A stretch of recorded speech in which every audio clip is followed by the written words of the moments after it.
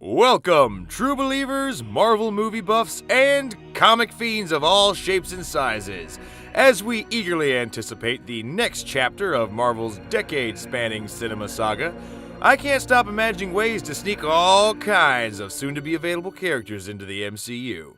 My name is Hudsimus Prime, and I'm here with my theory on the MCU's next Thanos-level baddie on today's episode of Prime Predictions.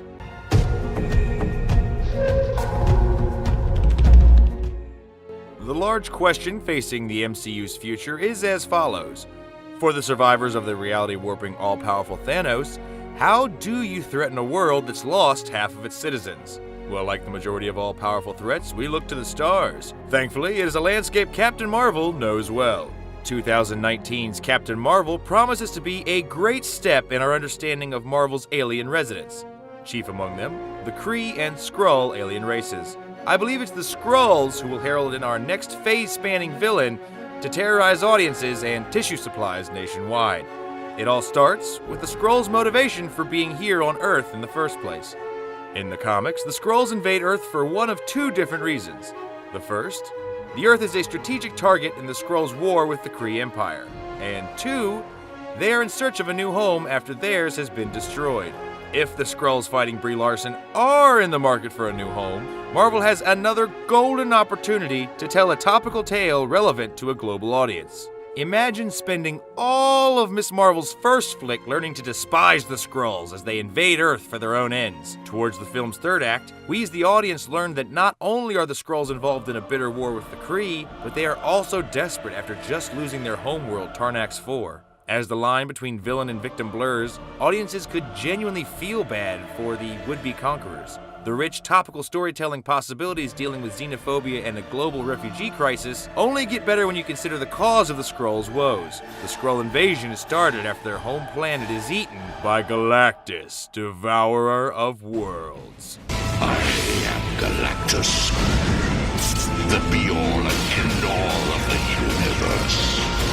A larger-than-life standout within Marvel's stable of villains since his inception, Galactus is the perfect villain to top Thanos as they build up all-hands-on-deck villain for the end of Phase 6. He answers the question, how exactly do you top a 10-foot-tall purple giant who kills half of humanity? Well, the answer is with a 50-foot-tall purple giant who kills all humanity, and then eats the Earth.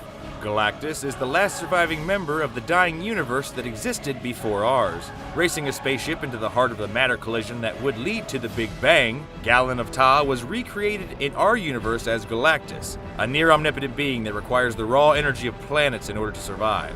Galactus, with the aid of his heralds, seeks out worlds containing life to convert them into sustenance. Galactus' continued survival depends entirely on his ability to find and devour life-bearing planets, much to the dismay of the Skrulls. Using Galactus as a catalyst allows the Skrulls a sympathetic stance in their war for Earth and plants the seeds for a gigantic battle for the MCU's heroes to finish out their next decade. The fact that we're almost guaranteed Silver Surfer as Galactus approaches Earth only sweetens the deal. These two were made for the MCU's after-credits collection, leaving a trail of doomed planets until their inevitable arrival to Earth.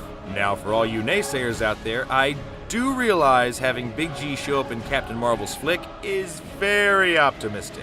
However, with the Disney-Fox deal taking longer than expected, Marvel could simply remain vague about how Tarnax 4 was destroyed in the first place. Blaming only he or him for the Skrull world's obliteration would allow Marvel to flesh these details out in later films, when they have the rights firmly in hand. This clever use of pronouns would prevent any infringement on rights still owned by Fox at the time of Captain Marvel's release, in addition to allowing the internet and theorists in general to have a field day knowing that Galactus is coming. Personally, I feel some or all of the Fox characters have been renegotiated back to Disney in secret. Marvel is not stupid, and they know if your cash machine is to be continued, you better have a damn good cliffhanger. Having Galactus show up before announcing the deal's completion would simultaneously drop Jaws and set a new record for excitement heading into Phase 4.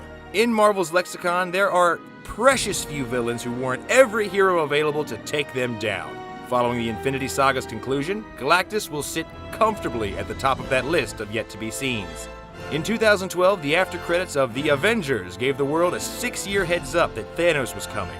Before the lights go up in theaters playing Avengers 4, expect Galactus to make known to the world at large that he's coming to dinner. Well, that's all we have time for today, guys. Thank you all so much for hearing me out on my crazy theory on getting Galactus into the MCU.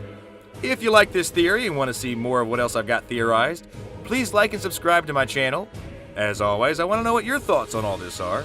Can you think of a villain besides Galactus that you'd like to see fill Thanos' shoes?